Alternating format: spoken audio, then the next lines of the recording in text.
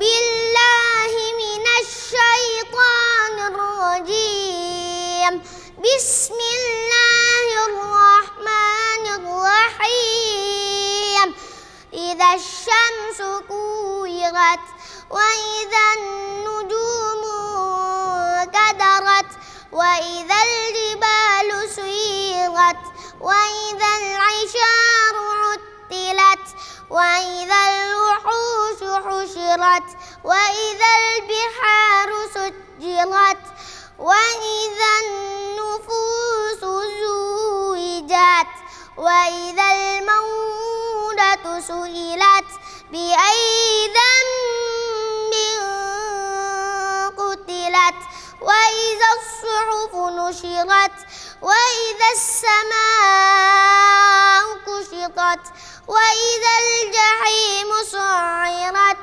وإذا الجنة أزلفت علمت نفس ما أحضرت فلا أقسم بالخنس الجوار الكنس والليل إذا عسعس والصبح إذا تنفس إنه لقول رسول كريم ذي قوة عند ذي العرش مكين مطاع ثم أمين وما صاحبكم بمجنون ولقد رآه بالأفق المبين وما هو على الغيب بضنين وما هو بقول شيطان رجيم فأين تذهبون إن هو إلا ذكر للعالمين لمن شاء منكم أن يستقيم وما تشاءون إلا أن يشاء الله رب العالمين صدق الله العظيم.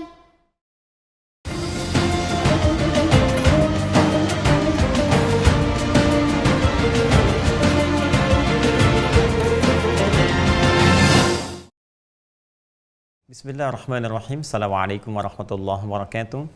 Alhamdulillahi wa kafa wassalatu wassalamu ala rasulillahil mustafa wa ala alihi wa sahbihi wa man wafa wa ba'd. Fa ya ahbaballahi wa ahbab rasulihi sallallahu alaihi wasallam usi nafsi wa iyyakum bitaqwallahi faqad fazal muttaqun fala tamutunna illa wa antum muslimun. Faqala ta'ala ya ayyuhalladzina amanu taqullaha haqqa tuqatih wa la tamutunna illa wa antum muslimun.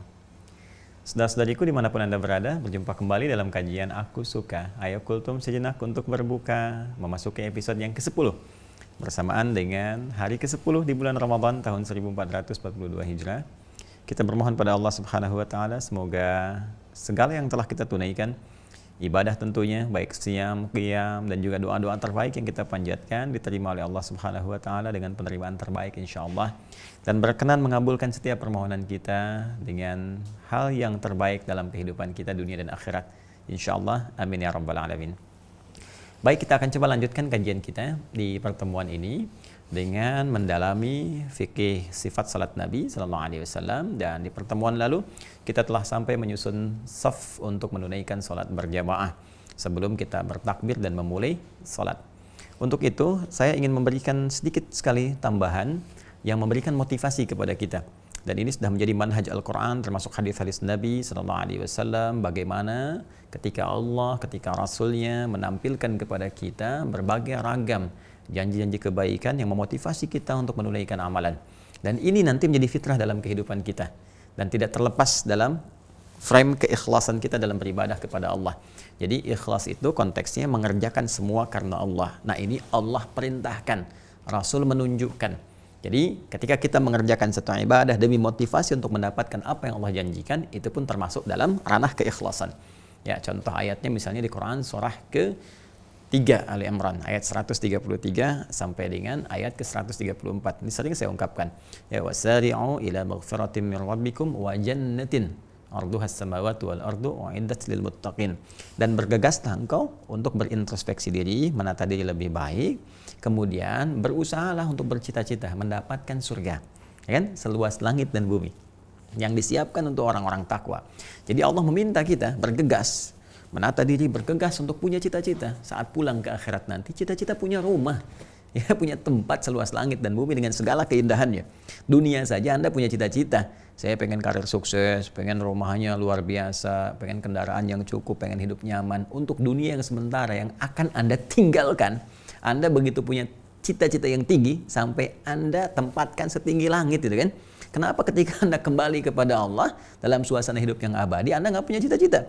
Maka untuk memotivasi kita semua, kata Allah, ini perintah, maka engkau harus punya cita-cita, punya harapan yang tinggi untuk mendapatkan tempat kembali terbaik yang Allah siapkan seluas langit dan bumi. Kepada siapa diberikan? Kepada orang takwa. Nah, orang takwa ini dia berikhtiar mendapatkan dan meraih cita-cita itu untuk mewujudkannya lewat amalan. Ya, 134-nya di surah ketiga Ali Imran ayat 134, alladzina yunfiquna fis sarra'i wad dharra wal kadhimina al ghaidha wal 'afina 'anil nas wallahu yuhibbul muhsinin. Ya kan? Di antara amalannya engkau senang berbagi, amalan sosial di sini, menahan amarah, memaafkan orang lain, memperbanyak kebaikan di samping amalan-amalan ritual yang lainnya. Jadi mengejar sesuatu yang Allah janjikan dalam rangka menaati perintah Allah masuk dalam konteks keikhlasan. Ini untuk memotivasi kita. Pun demikian, dalam konteks menunaikan sholat berjamaah, teman-teman sekalian, banyak motivasinya. Ya, dalam Al-Quran langsung disebutkan bentuknya jama', yuqimun, mereka. Ketika menunjuk pada mereka menunaikan, ini menunjukkan motivasi menunaikannya dengan berjamaah. Apa keutamaan berjamaah itu? Banyak sekali. Di antaranya kita dapati misal di hadis riwayat Al-Bukhari. Ini kitab sahihnya, Sahih Al-Bukhari, teman-teman sekalian, di Kitabul Adzan. Ya, Kitabul Adzan di sini di halaman 112. Insyaallah ya. Kitabul Adzan halaman 112 tentang keutamaan, ya, tentang keutamaan sholat berjamaah. Ini supaya kita termotivasi. Ya, di bab yang ke-30 ya. Bab fadli salatil jamaati. Langsung ya, bab tentang keutamaan sholat jamaah. Jadi kalau kita mengetahui bab ini, teman-teman bisa tuliskan. Ya, di pintu rumahnya, kemudian di pintu kamarnya bisa disalin hadis ini, atau nanti di tempat-tempat Anda beraktivitas, ya, di mobil, di dashboard misalnya tuliskan di situ, kemudian di buku Anda atau di handphone bikin status di situ, ya, di bagian wallpapernya Anda tuliskan. Jadi kalau Anda lihat di situ, begitu dekat waktu sholat Anda akan siapkan. Nah, itu diantara cara untuk memotivasi diri. Baik, bismillahirrahmanirrahim. Baik, nomor hadis ke-645 ya, bab ke-30, bab fadli salatil jamaati. Haddatsana Abdullah bin Yusuf qala akhbarana Malik an Nafi' an Abdullah bin Umar anna Rasulullah sallallahu alaihi wasallam qala, ya, salatul jamaati tafdhulu salatal fadhi bi 27 darajah. Ya, ini yang sering kali kita dapatkan hadisnya, kalimatnya dengan redaksi yang lain, esensi yang serupa. Namun demikian penting kita hadirkan. Hadisnya dari Ibnu Umar radhiyallahu taala anhuma, ya, bahwa Rasulullah SAW pernah bersabda, salatul jamaati, salat berjamaah itu tafdhulu salatal fadhi, mengungguli. Ya, kalau di redaksi lain afdalu kan, ya, lebih utama, di sini mengungguli. Tafdhulu salatul fadhi, mengungguli salat yang ditunaikan dengan sendirian, bisa 27 darajah, dengan 27 tingkatan keutamaan. Saya pernah sampaikan, keutamaan ini jangan diukur dengan 1, 2, 3, 4, 5 dan seterusnya, tidak ya. Yang hitungan mesti kita pertimbangkan. Nanti di hadis lain ada padanannya, 1 keduanya bisa 500 tahun, 3 keduanya, 2 ketiganya bisa 500 tahun, demikian seterusnya. Ya. Nah, nanti ini konteksnya berjamaah ya. Biasanya secara umum kalau berjamaah itu dalam konteks penunaian di masjid, ya. Kalaupun tak mampu kita ke masjid, maka ambil keumumannya dengan penunaian berjamaah. Ya, misal beberapa kalangan akhwat misalnya nggak memungkinkan untuk ke masjid, dia sholat di rumah. Alih-alih dia sendirian, dia bisa ajak anaknya yang perempuan atau asisten rumah tangganya. Ya sayang, dibandingkan di rumah misalnya ada 3 tempat atau 3 ruangan, 4 ruangan, masing-masing sholat sendirian. Kenapa nggak kumpul satu tempat? Nah, ketika kumpul itu mendapatkan 27 pahala daripada sendirian dapat 1. Itu kan hitungan 1 gitu kan. 1 tentunya dikalikan pahala 10, kalau dikalikan standar ya seperti itu. Tapi kalau dia berjamaah dapat lebih luas lagi. Itu kan konsep 10 itu di Quran surah ke-6 ayat 160, man jaa bil hasanati falahu asyru amsalihha. Siapa yang mengerjakan perbuatan satu hasanah, dia dapat 10 kali lipatnya. Dan salat disebut dengan hasanah. Ya, di Quran surah ke-11 Hud ayat 114. Ya, innal hasanati yudhibnas sayyi'at. Aqimis salata tarafayn nahar wa zulafan minal lail innal hasanati Ya, dan salat disebut dengan hasanat. Itu akan menggugurkan, menghapuskan ya keburukan-keburukan, dosa-dosa kecil sepanjang bukan dosa besar yang harus ditobati dengan sempurna. Nah, jadi ini dalilnya teman-teman sekalian, termasuk nanti ada yang ke masjid ya, baru ke masjid dan dapat 25. Ya, apalagi dengan menunaikan jamaahnya. Nah, ini misalnya pada hadis berikutnya, nomor hadis 647 ya, masih di kitab yang sama, Kitabul Adzan, bab yang ke-30, bab fadli salatil jamaah. Kita bacakan ya. Bismillahirrahmanirrahim. Qala haddatsana Musa ibn Ismail qala haddatsana Abdul Wahid qala haddatsana Al-A'mash qala sami'tu Aba Salih yaqulu sami'tu Aba Hurairah yaqulu radhiyallahu ta'ala anhu qala Rasulullah sallallahu alaihi wasallam ya salatul rajuli fil jama'ati, ya Rasulullah SAW pernah bersabda, salat seseorang fil jama'ati dalam berjamaah yatada'afu ala salatihi fi baitihi, ya akan dilipat gandakan lebih banyak pahalanya dibandingkan salat yang dia tunaikan di rumahnya, wa fi suqihi ataupun di pasarnya. Ya, jadi aktivitas di zaman Nabi SAW itu banyak yang berdagang ya. Seperti sekarang kan kita saksikan kalau pergi ke Al-Madinah Al-Munawwarah atau di Mekah Al-Mukarramah banyak pedagang-pedagang kan sekitarannya itu. Nah, ini biasanya kalau dekat-dekat waktu sholat, alih-alih mereka pergi ke masjid padahal dekat kan, mereka lebih memilih menghamparkan sejadah di tokonya. Di tokonya, di wilayah pasarnya, atau di supermarketnya gitu kan. Nah, sama persis dengan kondisi begini teman-teman yang misalnya ada supermarket besar ya, terus Anda misalnya punya toko ya atau punya lapak tertentu misalnya terus di dalam supermarket itu. Nah, kan tiba waktu sholat tuh. Ya, kalau Anda bisa menunaikan di masjid, biasanya kan di mall itu ada masjidnya ya, masjid tertentu gitu kan, atau ada musholanya, ya minimal masjidnya lah ada di situ. Nah, kalau Anda bisa ke masjid, alih-alih Anda menghamparkan sejadah di toko Anda atau di dalam ruangan Anda tersendiri, nah ini beda pahalanya jauh sekali. Jauh sekali, padahal mungkin Anda cuma turun satu lantai atau bahkan sampingan dekat ke situ gitu kan. Nah, ini luar biasa gitu apa yang bisa didapatkan. Yuk mari kita lihat.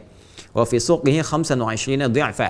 Ya, pertama dia akan dapat 25 kali lipat dulu. Jadi begitu dia melangkah ya ke masjidnya dan dia tunaikan nanti sholatnya di dalamnya untuk mengikuti jamaah, dia udah dapat 25 kebaikan.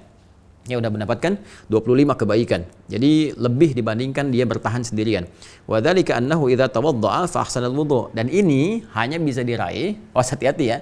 Ini hanya bisa diraih, jadi enggak semua orang yang menunaikan sholat berjamaah ke masjid gitu kan, dia mendapatkan langsung 25 kebaikan. Ya, lalu ditambah dengan pahala sholatnya, zikirnya dan sebagainya. Belum tentu dapat tuh. Jika dia memenuhi kualifikasi berikut. Idza tawadda'a fa ahsanal wudu. Pertama, dia menyempurnakan wudu seperti yang kemarin kita pelajari. Kemudian tsumma kharaja ilal masjid, ya, lalu dia berangkat untuk menunaikannya di masjid. Jadi dapat 25 tadi otomatis ya keutamaannya, ya belum sholatnya ya. Ini belum masuk kepada sholatnya. Jadi baru masuk ke situ, mau gabung jamaah dapat 25 kebaikan. Langsung dapat tuh. Yang nanti ukurannya seperti yang tadi saya sebutkan. Ya, kemudian nanti belum sholatnya dapat 27 kemudian lagi, belum nanti tambahan zikir dan sebagainya. Nah, ini hanya bisa dia raih apabila dia menyempurnakan wudu, kemudian dia menunaikan di masjid.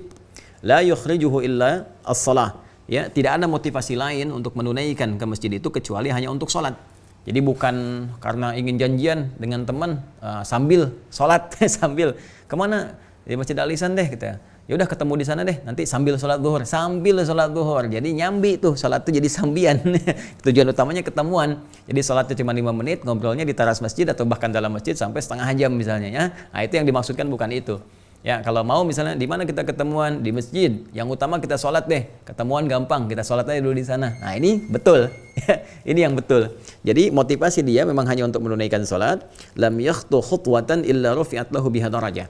Allahu Akbar, Allahu Akbar, Allahu Akbar. Jadi bukan hanya dia dapat 25 kebaikan tadi, digandakan dari orang yang sholat sendirian. Bukan hanya nanti jaminan ada 27 ya kebaikan saat dia menunaikan sholatnya. Tapi setiap langkah yang ia lakukan demi menuju masjid untuk sholat itu setiap langkahnya dihitung oleh Allah Subhanahu Wa Taala, dicatat oleh malaikat, diperintahkan malaikat mencatat untuk menaikkan derajat dia di sisi Allah Subhanahu Wa Taala. Setiap langkahnya naik 1 derajat, setiap langkah naik 1 derajat.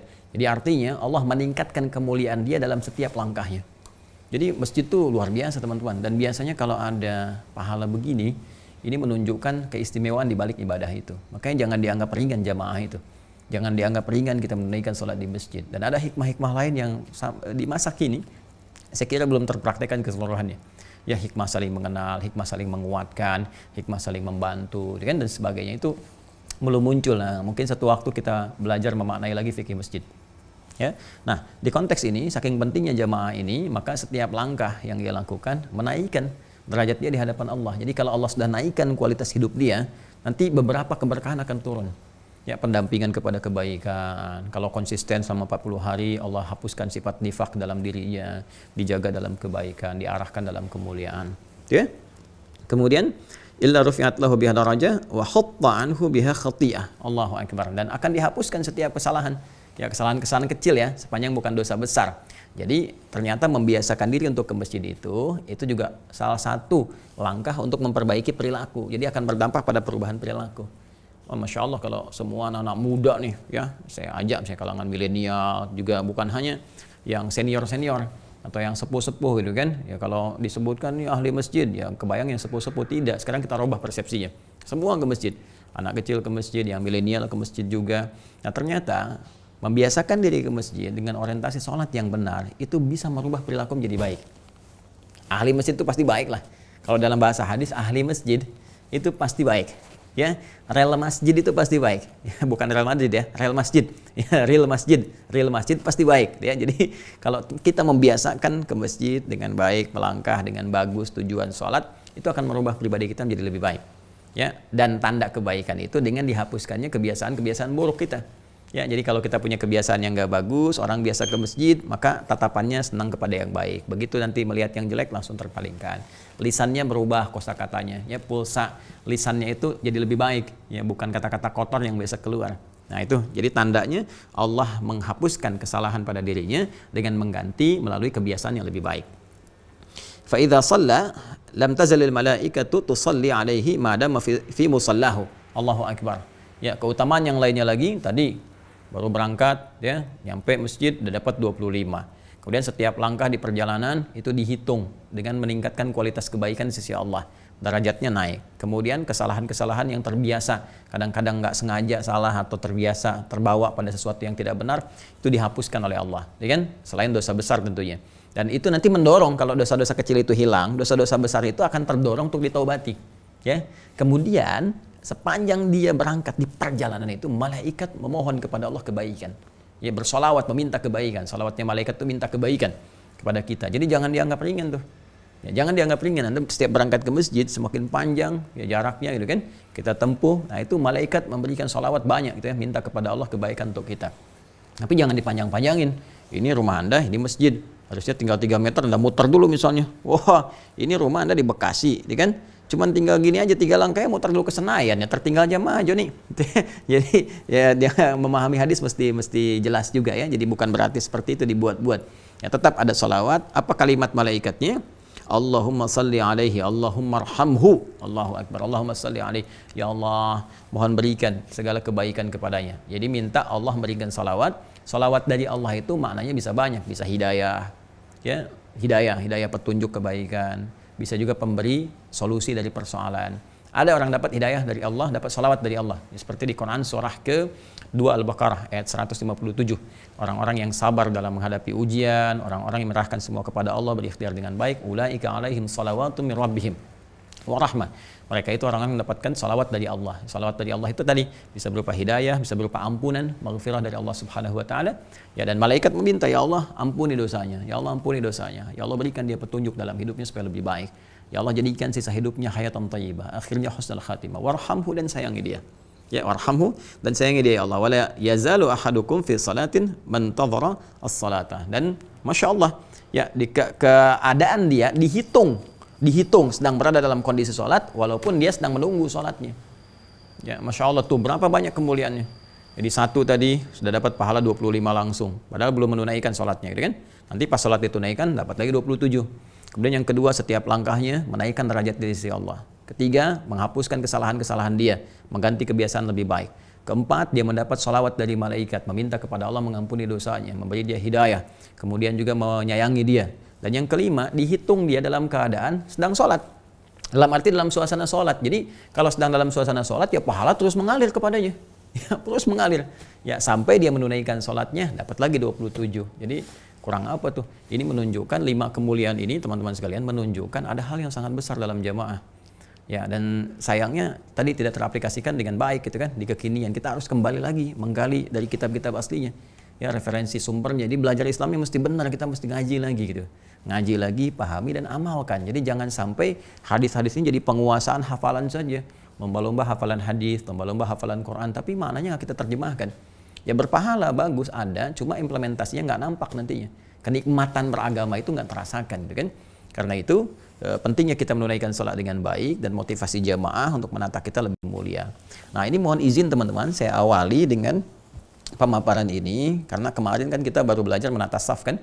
Ada Kak Amil, ada Mbak Amel, juga ada Om Yugi kemarin. Jadi untuk memberikan gambaran, motivasi supaya arah kita sholat itu dahulukan jamaah.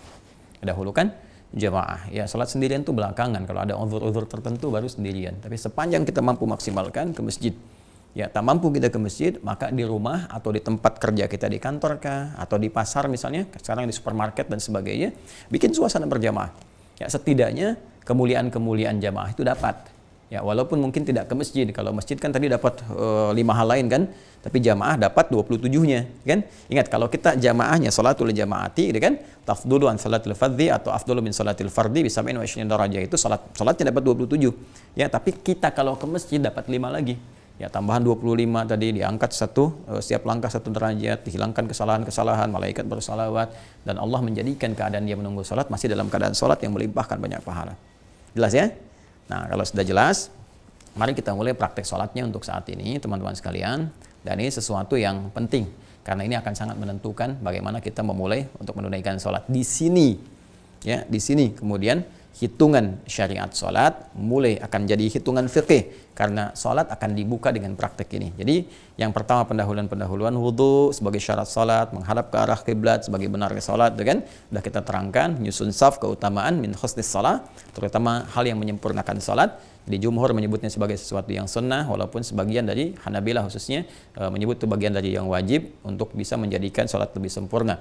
Nah, namun semua ulama sepakat bahwa pembukaan salat dihitung saat praktek ini yang akan kita buka, yaitu takbir. Nah, bagaimana bertakbir dengan benar? Ini akan kita turunkan dulu dari 3 bahasan utama. Jadi semua pembahasan kita dari awal ini sampai akhir akan mengacu pada 3 hal. Ya, 1, kita akan bicara caranya. Kan? Yang kedua, kita akan terangkan bacaannya. Dan yang ketiga, kita akan bahas esensi atau hikmahnya. Nah, ini yang terakhir, yang ketiga ini yang jarang juga dikupas ya, sehingga apa hal yang melahirkan kehusuan dalam penunaian ibadah itu kadang tidak terasakan dengan sempurna. Baik, pertama bicara tentang cara.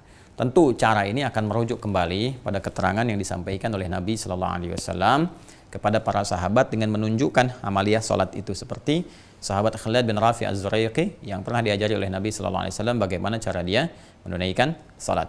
Nah, setelah kemarin wudu, menyusun saf, sekarang mulai akan memulai salat. Bagaimana cara memulainya? Amalan apa yang kita kerjakan? Mari kita lihat dulu hadisnya. Ya, kita lihat hadisnya. Bismillahirrahmanirrahim. Kita cek di Al-Bukhari dulu. Ya, kemarin saya sebutkan nomor hadis 757 ya. 757. Baik, Al-Bukhari nomor hadis 757. Nah, dia di kanan ya. 757. Nah, ini masih di Kitabul Adzan ya, Kitabul Adzan. Ini kitab yang ke-10. Ya, Kitabul Adzan, babnya tentang bab wujubil qiraah lil imam wal ma'mum fi shalawati kulliha. Ya, fil hadri was safari wa ma yujharu fiha wa ma yukhafat. Ya, bab tentang bacaan imam dan makmum di dalam salat, baik dalam salat yang hadir, mukim ataupun safar, jahar ataupun silent. Jadi masuknya bab qiraah, tapi di sini ada praktek penunaian salat karena dimasukkan dalam konteks ini. Ini fakihnya Imam Al-Bukhari. Karena nanti ada bagian dalam hadis itu bukan pengulangannya di Al-Bukhari itu. Kalau ada di hadis termasuk bab ini, maka Imam Al-Bukhari mengingatkan lagi bahwa ini pun termasuk penguat dari bab dimaksud. Baik, kita bacakan ini ya, 757 ya. Teman-teman sekalian. Bismillahirrahmanirrahim. Qala haddatsana Muhammad bin Bashar, qala haddatsana Yahya bin Ubaid an Ubaidillah, qala haddatsani Sa'id bin Abi Sa'id an abihi an Abi Hurairah. Betul ya rawinya? Abu Hurairah radhiyallahu taala anhu anna Rasulullah sallallahu alaihi wasallam dakhala al-masjid, bahwa Nabi sallallahu alaihi wasallam, Rasulullah sallallahu alaihi wasallam memasuki masjid, yaitu Masjid An-Nabawi, ya kan? Fadakhala rajulun, maka masuk pula ya setelah itu seorang lelaki. Ya, ingat pakai fa kan? Jadi ketika masuk Nabi sallallahu alaihi wasallam seketika masuk pula seorang lelaki, fasalla, maka lelaki itu kemudian salat. Ya, jadi Nabi sudah masuk, Nabi dalam aktivitas, lelaki itu kemudian salat. Ya, ini menunjukkan dia salat tahiyatul masjid ya. Menunjukkan dia salat tahiyatul masjid karena dia sendirian salatnya. Atau Allahu a'lam salat apa yang dia tunaikan, apakah tahiyatul masjid, apakah waktu duha dan sebagainya. Yang pasti di sini tidak menunjukkan jemaah. Ya, yang pasti dia masuk salat kemudian dia setelah salat itu mendatangi Nabi sallallahu alaihi wasallam. Nah, kalau kita katakan tahiyatul masjid lebih aman karena semua salat yang dilakukan pertama kali di masjid apapun jenisnya itu masuk tahiyatul masjid nama umumnya. Fasallama, maka dia salat, kemudian fasallama ala Nabi sallallahu alaihi wasallam, datang kepada Nabi sallallahu alaihi wasallam mengucapkan salam. Ya, faradda waqala, maka Nabi sallallahu alaihi wasallam pun menjawab salamnya, waqala, kemudian Nabi sallallahu alaihi wasallam bersabda, irji' fa shalli fa innaka lam tusalli, seperti saya sampaikan di awal mula. Ya, kembali lagi kamu salat karena engkau belum salat. Karena engkau belum salat. Faraja'a yusalli kama shalla, maka dia kembali salat seperti tadi dia salat. Ya. Kemudian thumma ja'a fa sallama, lalu datang lagi kepada Nabi sallallahu alaihi wasallam mengucapkan salam. Kemudian thumma ja'a fa sallama ala Nabi sallallahu alaihi wasallam faqala, Nabi sallallahu alaihi wasallam merespon lagi. Ya, kalimat yang sama, irji' shalli fa innaka lam tusalli, kamu balik lagi salat karena kamu belum salat. Jadi persis seperti yang saya sampaikan di awal itu, ya, kisah laki ini yang diduga oleh para rawi namanya Khalad bin Rafi Az-Zuraiqi. Thalathan, sampai 3 kali. Ya, sampai 3 kali. Faqala, maka ia kemudian berkata lelaki tadi yaitu Khalad bin Rafi Az-Zuraiqi, "Walladzi ba'atsaka bil haqq." Ya Rasulullah, demi Allah yang telah mengutus engkau dengan segala kebenaran. Ya, ini Masya Allah, jadi sahabat tuh begitu. Jadi ke Nabi itu memang keyakinannya paripurna. Ya, nggak ada keraguan gitu. Jadi apapun yang disampaikan Nabi itu yakini, kerjain. Sami'na wa ata'na. Jadi kalimat sami'na wa ata'na itu nggak pakai nawar. Ya, nggak harus nawar-nawar. Kenapa begini ya? Kenapa zuhur 4 rakaat ya? Kenapa subuh 2 ya? Ya, kenapa warisan begini? Kenapa? Ya, itu namanya imannya belum sempurna. Iman tuh yakin. Ya, walaupun pada apa yang belum kita pahami, yakin dulu. Ntar hikmah datang. Hikmah itu membimbing akal kita supaya paham. Jadi kalau kita mendahulukan akal pada apa yang seharusnya dipahami oleh hati, nggak akan nyambung, ya, nggak akan nyambung. Ya, jadi di sini penting sekali kita kembalikan lagi teman-teman sekalian. Ini kebiasaan, ini orang awam aja di zaman Nabi itu yakinnya luar biasa. Walladzi ba'atsaka bil haqq. Ya Rasulullah SAW, demi Allah yang telah mengutus engkau dengan segala kebenaran. Keyakinan paripurna di sini. Ma uhsinu ghairah. Ya, saya nggak bisa lebih bagus lagi dari yang saya tadi lakukan. Jadi memang ilmunya segitu. Ya, tapi nggak berhenti di situ. Fa'alim nih, maka mohon ajarkan kepada saya gimana yang lebih baik gitu. Jadi dia udah yakin pada Nabi dan dia menata diri, mau belajar. Ya, jadi kalau memang salah, ini hadis juga memahamkan pada kita, kalau salah jangan mempertahankan kesalahan. Ini udah salah diluruskan, masih pengen begitu aja. Kalau memang salah. Kecuali kalau yang mau meluruskan itu cuma ya, ingin berdebat misalnya, atau sama-sama punya dalil, gitu ya, terus menganggap yang paling benar, menyalahkan yang lain. Nah, itu hindari yang seperti itu. Menghindari perdebatan, kalau kita memang benar di sisi itu, walaupun kita benar, Allah hadiahkan melalui lisan Rasulullah, ada satu kemuliaan di surga. Allah bangunkan satu istana di pinggiran surga. Kok di pinggir Ustaz? Ya biarin aja John, yang penting dapat istana di surga daripada enggak sama sekali, gitu kan? Nah, jadi motivasi orang banyak-banyak, kadang-kadang ada yang kalau memang ilmunya tinggi kita disampaikan dan kita salah misalnya kan perbaiki dari kita. Tapi kalau perbedaan pendapat ya saling menghormati. Ya, tapi kalau menyalahkan yang lebih pintar itu bodoh namanya. Dan merespon orang bodoh itu lebih bodoh lagi, gitu ya. Jadi yang demikian bodoh ini dalam konteks ini kebiasaan-kebiasaan yang harus dirubah. Ya, kebiasaan yang harus dirubah. Di perbuatannya kita tidak mencela ke orangnya, tapi perbuatannya yang harus diperbaiki. Jadi jangan sampai bertindak, bersikap yang tidak bagus, jahalah terhadap perbuatan yang jelek, gitu kan? Nah, perbaiki aja yang jelek ini supaya lebih baik lagi. Kemudian faqala, maka Nabi sallallahu alaihi wasallam bersabda, nah ini dia ya. Idza qumta ila shalah, seperti yang saya sampaikan kemarin, kalau kamu ingin menunaikan salat dengan sempurna, nah di sini langsung kepada aplikasi salatnya. Ya, kalau kemarin kita ambil di riwayat Muslim nomor hadis 397, makanya saya padukan di hadis Muslim nomor hadis 397, Al-Bukhari nomor hadis 757. Yang di hadis Muslim membukanya langsung dengan asbigil wudu, yang di sini kemudian membuka langsung dengan pembuka salatnya. Yang di hadis Muslim, idza qumta ila shalah asbigil wudu thumma istaqbilal qiblah. Sempurnakan wudu menghadap ke kiblat, sudah kita bahas ya. Kemudian fakabbir. Ini di Al-Bukhari langsung kepada pembukanya, fakabbir. Fakabbir. Jika engkau ingin mulai menunaikan salat dengan sempurna, maka salat itu dibuka dengan amaliyah ini. Salat dibuka dengan amaliyah ini, dengan praktek ini. Apa prakteknya? Fakabbir. Maka mulailah dengan bertakbir. Nah, jadi pembahasan kita sekarang, teman-teman sekalian, kita akan masuk pada pembahasan bagaimana cara bertakbir. Nah, ini ya, bertakbir dengan mengambil redaksi hadis dari Nabi Sallallahu Alaihi Wasallam. Hadis riwayat Al-Bukhari, ini perintahnya. Dalilnya dulu ya, teman-teman sekalian. Nomor hadis 757. Kemudian hadis riwayat Muslim, nomor hadis 397, persoalan takbir. Jadi dalil untuk membuka salat dengan takbir, ini dalilnya. Jadi kita pakai dalil dulu, ini dalilnya. Nah, untuk membahas tentang dalil ini, maka 3 aspek ini yang kita uraikan. Bagaimana caranya takbir? Adakah bacaan dalam takbir, apa yang dibaca? Dan apa maknanya bacaan dan gerakan takbir itu?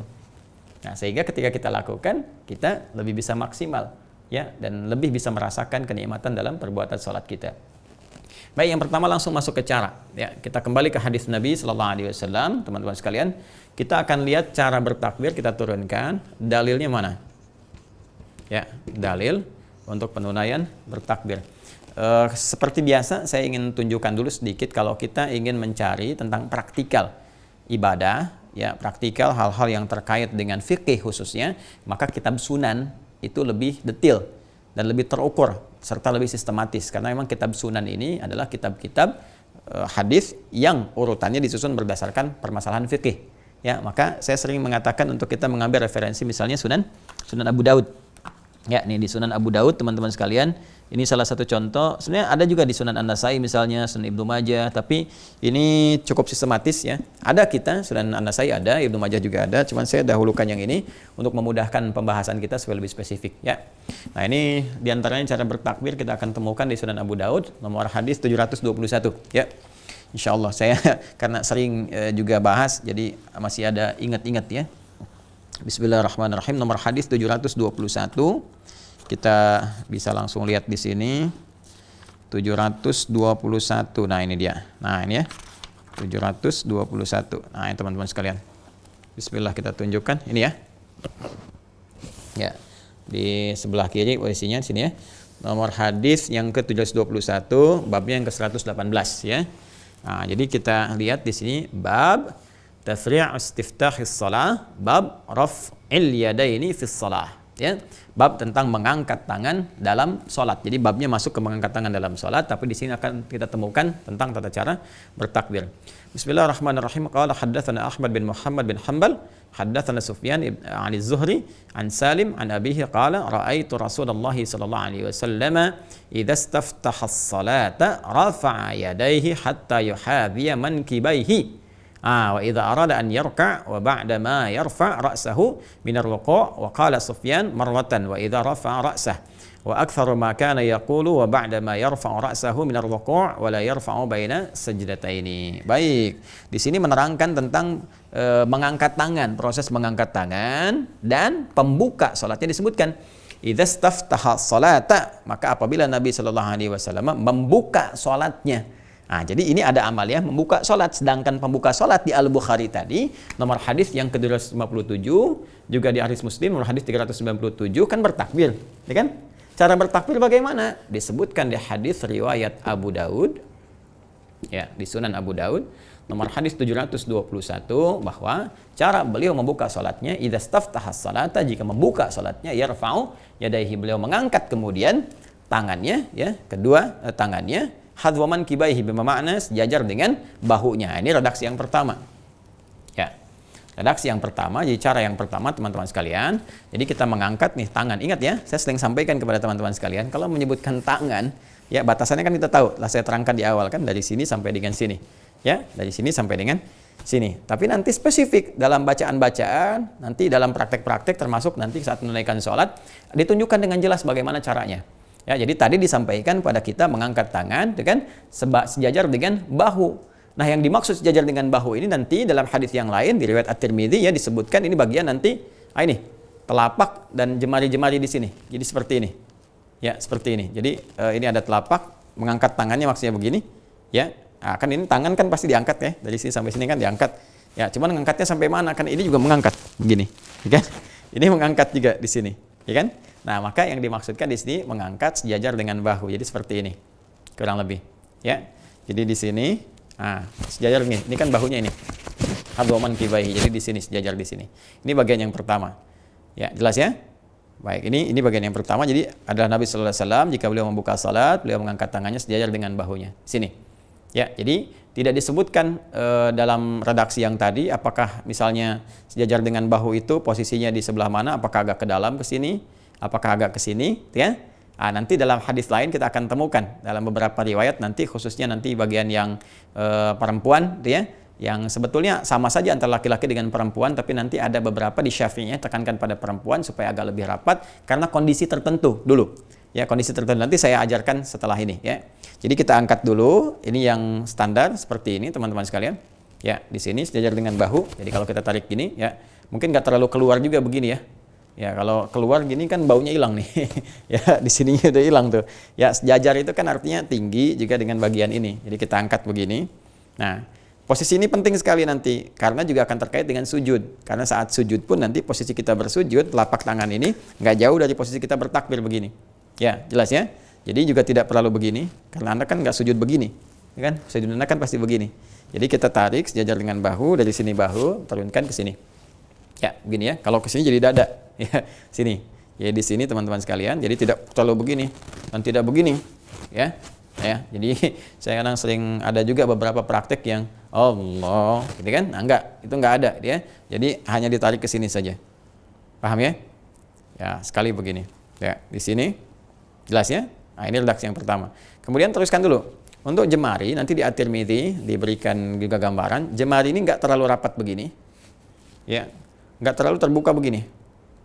Jadi mengalir saja, terulur saja seperti ini, ya. Jadi enggak terlalu begini juga enggak, gini juga enggak. Ya, jadi bukan begini juga ya. Oh, jadi begini nih. Ya, jadi kebuka aja seperti biasa gini, terbuka. Nah, kemudian telapaknya menghadap ke arah kiblat. Ya, menghadap ke arah kiblat ke depan maksudnya, ke depan begini. Jadi bukan begini juga, ya. Allah, enggak begini. Ya, karena ini enggak sejajar namanya. Ya, jadi begini gitu, ya. Jadi bukan begitu. Jadi ini mengangkat sejajar dengan bahu seperti ini. Paham ya? Jadi Allah sini, ya. Nah, ini teman-teman sekalian, ini jadi ini mengalir saja, ya, terulur saja. Jadi tidak begini, tapi seperti rileks ya. Satu ini. Yang kedua nanti di riwayat An-Nasa'i, jadi mengangkat sejajar dengan daun telinga di sini. Ya, sejajar dengan daun telinga. Jadi di sini bisa kita begini atau ditempelkan ini, yang jempolnya bisa menempel ke sini ke telinga itu ya. Nah, jadi bisa ke sini atau bisa juga sejajar, cukup sejajar di sini. Jadi kalau tadi di sini, sekarang ke sini. Ya, agak ke atas sedikit. Nah, ini mana yang paling nyaman saja yang bisa kita lakukan. Ya, mana yang paling nyaman? Mungkin nyamannya di sini, ya di sini silahkan bertakbir gini kan. Nah, kalau nyamannya misalnya di sini ke atas seperti ini, ya. Baik, walaupun nanti di beberapa di madhab itu ada kalangan spesifik, misalnya untuk yang perempuan lebih mengambil kepada yang kedua untuk merekatkan seperti ini, ya, merekatkan di sini gitu, merekatkan di sini lebih rapat, ya. Kenapa? Ada kondisi kita ambil kalau saya teliti, gitu kan, pelan-pelan kita melihat ternyata kan salah satunya faktor dari pakaian busana yang dikenakan. Kalau sekarang kan udah pakai mukena ya, enak aja gitu, takbirnya bisa begini juga nyaman, gak ada masalah karena longgar kan. Jilbab juga longgar gitu kan, tapi kan dalam kondisi-kondisi tertentu di tempat lain kan nggak ada mukena, ya. Kadang-kadang ada yang cuma misalnya jilbabnya juga nggak terlalu panjang ketika mau dipakai sholat kan, tutup hanya sebatas yang ke batasan paling minimalnya gitu kan, minimal kan lewat dada segini ya, minimal. Jadi minimal untuk perempuan itu melewati dada, jadi bukan di sini ya, jadi turun ke sini. Ya, yudnina min jalabibihinna gitu kan, bahasa Al-Qur'annya rendahkan dari jilbab yang kau kenakan itu, kerudung yang kau kenakan, longgarkan. Ya, yang sekiranya kemudian dengan longgar itu enggak terlalu ketat sehingga menampakkan aurat itu ditutup tapi terlihat tuh kan lekuk tubuh dan sebagainya. Kemudian yang kedua juga menutupi melewati dada gitu ya, melewati itu. Nah, nanti kalau menggunakan yang standar di sini otomatis ketika dia mau bertakbir, kalau dia terbuka begini kan terangkat tuh. Ya, dia begini terangkat gitu kan, maka di sini ada yang kemudian agak ke dalam, ya, agak begini tuh, ya, agak ke dalam, agak begini atau di sini tapi agak rapat di sini, ya. Nah, ini boleh juga yang demikian supaya tidak terlalu mengangkat berlebihan sehingga terbuka sebagian auratnya. Tapi kalau sudah pakai mukena sudah begini, mau begini nggak ada masalah. Atau yang laki-laki mau di sini pun nggak ada persoalan. Ininya agak sedikit rapat tentunya, ya, karena kalau kita begini, ya, kalau mau mendekat ke telinga kan agak rapat ya. Kalau tidak kan bisa begini saja. Jadi bisa di sini satu. Bisa di sini dua, sejajar dengan telinga, atau agak merapat ke sini nggak ada masalah. Jelas ya? Nah, jadi ini dari 3 cara. Satu, hadwa mankibaihi. Kemudian udhunaihi dengan sejajar dengan 2 telinganya di sini. Ya, atau agak merapatkan ke sini nggak ada masalah. Yang penting mana di antara nyamannya saja. Mana di antara nyamannya. Itu gerakan yang pertama begini. Baik, paham sekarang? Nanti kalau sudah paham, semua referensi disampaikan, praktek juga diuraikan. Tinggal sekarang bacaannya apa? Ini. Ya. Maka di Abu Daud nanti diteruskan fayaqulu Allahu Akbar. Maka dengan dia mengangkat tangan itu, dengan dia membuka salatnya itu, fayaqulu dia mengucapkan Allahu Akbar. Allahu Akbar. Nah ini ya. Jadi ini yang diucapkan. Dan gak usah ngarang-ngarang ya, nama Allah kan banyak, Asmaul Husna banyak. Ya kenapa enggak Allahul Azim, Allahur Rahman, Allahul Karim? Tidak. Salat itu spesifik, sallu kama ra'aitumuni usolli. Salatlah kalian persis seperti melihat aku salat, kata Nabi sallallahu alaihi wasallam. Ya, jadi ketika Nabi membimbing menggunakan kalimat yang jelas Allahu Akbar, maka ucapkan. Nah, cara mengucapkan ini antara mengangkat dengan mengucapkan, teman-teman, bisa ada 3 cara. Ya, bisa ada tiga cara. Pertama, ini yang paling populer, bersamaan mengangkat dengan mengucapkan. Jadi begitu mengangkat, ya kan? Allahu Akbar, ya kan? Jadi Allahu Akbar, ya kan? Bisa bersamaan. Bisa mengangkat dulu begini. Ya, kemudian nanti meletakkan, setelah itu dia berucap Allahu Akbar. Boleh. Ya, boleh. Kemudian yang ketiga, dia mengucapkan dulu Allahu Akbar, ya. Jadi bisa 3 cara, ya. Jadi yang pertama bersamaan Allahu Akbar, ya. Ulangi lagi. Allahu Akbar, ya. Kemudian yang kedua, dia mengangkat dulu, ya kan? Lalu dia mengucapkan Allahu Akbar. Jelas? Yang ketiga, dia mengucapkan dulu Allahu Akbar. Ya. Jelas ya? Nah, ini 3 ini mana yang paling memudahkan? Kenapa ini penting disampaikan? Kalau sholat sendirian, mungkin kita terbiasa, biasa saja kita sambil ngangkat, sambil kemudian mengucapkan. Tapi kalau kita sholat berjamaah, ucapan itu paling penting. Karena ini yang akan menentukan, khususnya dari imam, sebagai instruksi. Ya, sebagai instruksi ke makmum. Jadi apa yang diucapkan imam, itu yang kemudian menjadi penanda makmum untuk memulai gerakan atau perpindahan. Ya, jadi dalam takbir pertama nanti ketika dibuka Allahu Akbar, itu membuka sholat, makmum ikut. Makmum nggak akan lihat gerakan imam. Makmum mendengarkan apa yang disampaikan oleh imam. Ya, jadi dari gerakan imam ini akan didukung nanti support perpindahannya dengan bacaan. Makanya nanti setelah takbiratul ihram, ya, untuk perpindahan, isyarat perpindahan ke ruku', perpindahan kemudian dari situ ke i'tidal, ya, nanti demikian seterusnya, itu perpindahan dalam bahasa Arab disebut intiqal. Maka ada takbir disebut takbir intiqal. Makmum nggak bisa lihat gerakan imam, dia harus dengar bacaannya. Jadi begitu imam misalnya Allahu Akbar terdengar kemudian ke makmum, makmum bergerak. Ya, saat pertama mungkin masih bisa melihat gerakan imam, saat belakang gimana? Ya kan? Ya, jadi bacaan itu yang penting untuk terdengar ke belakang. Karena itu pentingnya bagi makmum untuk mengikuti kemudian gerakan imam setelah ada instruksi dari imam dengan menggunakan kalimat takbir. Allahu Akbar terdengar, baru kemudian dimulai Allahu Akbar. Pindah Allahu Akbar, baru pindah. Ya, jangan sampai nanti imam walaupun imam ruku tapi belum mengucapkan takbir, nanti pas bab ruku, makmum ikutan ruku itu bisa nggak benar. Ya, makanya kenapa pentingnya kadang-kadang ada 3 tadi hal, karena begini, bisa saja misalnya imamnya agak lemah, atau misalnya sudah sepuh, makmum di belakang masih muda, maka kalau dia misalnya bersamaan Allahu Akbar, dianya belum ruku, di belakang udah ruku duluan saking semangatnya. Ya, tapi kalau dia bisa mengambil misalnya bagian yang tadi, dia gerakan duluan, sudah begini, dia ucapkan Allahu Akbar, ya kan? Dia baca, belakang baru turun, jadi pas mengikuti. Ya, nanti pas intikal kita sampaikan. Nah, ini penting di awal saya utarakan untuk menekankan bahwa pengucapan atau bacaan ini menjadi penanda khususnya bagi imam untuk makmumnya di belakang. Jelas ya? Nah, ini bacaan yang kita bacakan teman-teman sekalian. Dan esensi dari ini, saya akan cepat saja. Esensi dari bacaan ini, Allahu Akbar, ini yang sebetulnya penting kita hadirkan dalam jiwa kita. Ya, dan ini nanti ada korelasinya antara bacaan dengan gerakan, dengan cara. Ini nyambung dua-duanya. Nyambung. Nah, kita kan dalam sholat itu, teman-teman sekalian, ingat ya rumusnya kan? Rumusnya ingat betul bahwa saat kita memulai sholat, masih ingat cara khusyuk dalam sholat? Di awal saya terangkan, kan? Kita merasakan akan menghadap kepada Allah. Mungkin sholat yang terakhir yang kita lakukan. Pakaian kita kenakan yang terbaik yang bisa kita lakukan. Wudhu yang sempurna. Kita taubat kepada Allah, kan? Lalu tiba kemudian kita menghadap Allah. Kita hadirkan perasaan kita menghadap, kan? kita sedang menghadap dengan baik kepada zat yang menciptakan kita, kepada Tuhan kita, Rabb kita, Masya Allah, la ilaha illa huwa, Allahu ahad, Allahu samad. Lalu ketika kita kemudian bertakbir, kita mengucapkan Allahu Akbar, itu teman-teman sekalian diucapkan oleh lisan. Ini rumusnya. Ingat, Quran Surah 29 ayat 45, baca, pahami, amalkan. Rumusnya 3, baca, setiap bacaan itu baca oleh lisan, terjemahkan oleh pikiran, dan maknai oleh hati. Maknai oleh hati. Jadi begitu kita mengucapkan Allahu Akbar, kita harus tahu artinya. Pikiran menerjemahkan Allah Maha Besar, itu artinya.